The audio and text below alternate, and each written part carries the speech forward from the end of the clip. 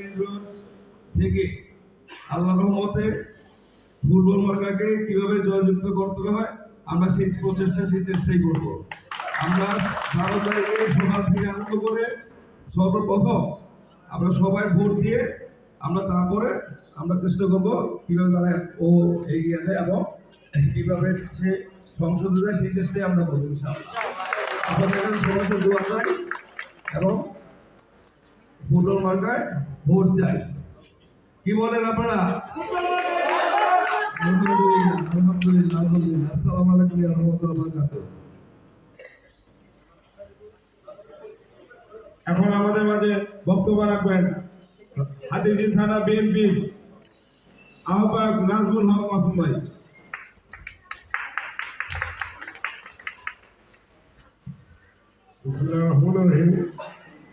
আসসালামু আলাইকুম।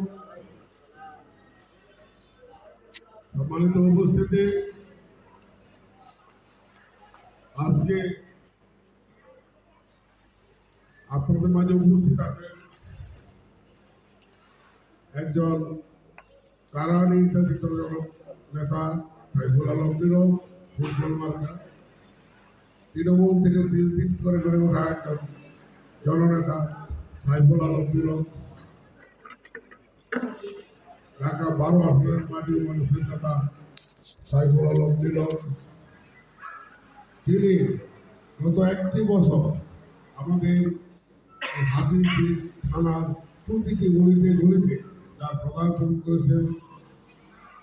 তিনি এই সংগঠনকে শক্তিশালী করার জন্য, তারেক রহমানের হাতকে শক্তিশালী করার জন্য, বিএনপিকে শক্তিশালী করার জন্য, শহীদ রাষ্ট্রপতি জনগণের আদর্শকে বাস্তবায়িত করার জন্য এই অত্র এলাকার প্রতি গলিতে তিনি কাজ করে গেছেন।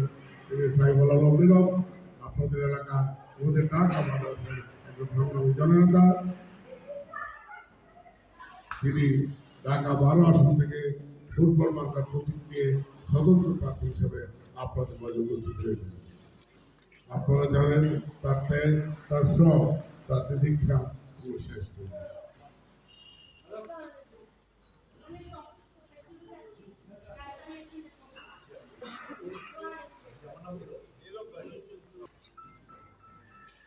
আপনারা ইতিমধ্যে আমরা জানি, আরেকটা জিনিস না বললেই নয়, ইতিপূর্বে যত নির্বাচন হয়েছে ঢাকা 12 আসনে আমরা কোনোদিন কোনো স্থানীয় ক্যান্ডিডেট পাইনি। সবসময় আমাদের ভাড়াটিয়াদের পিছনে দৌড়ে চলেছে, রোহিঙ্গাদের পিছনে দৌড়াই চলেছে। যতগুলি নির্বাচন হয়েছে সবগুলি নির্বাচনে আমাদের অত্র এলাকার বাইরে, আমাদের ঢাকা 12 আসনের বাইরে লুকিয়াতে আমাদের চাপিয়ে দেওয়া হয়। এইবার 18 সালে সাইফুল আলম নীরবকে নির্বাচন করার ফলাফল আমরা পাইনি।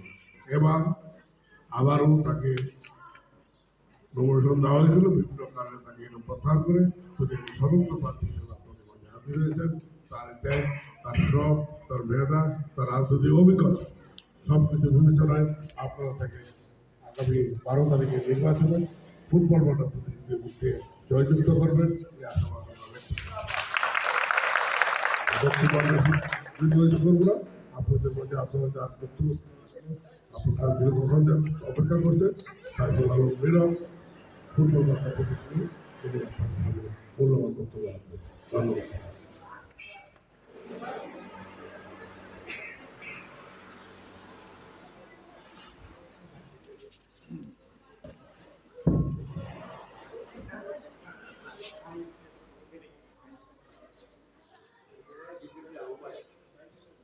এখন আমাদের মাঝে বক্তব্য রাখবেন সাবেক ছাত্রনেতা, সাবেক যুবনেতা, ঢাকা মহানগর ছাত্র দলের সাবেক সাধারণ সম্পাদক, যুবদল ও উত্তর বিএনপির সদ্য সাবেক আহ্বায়ক সাইফুল আলম নীরব।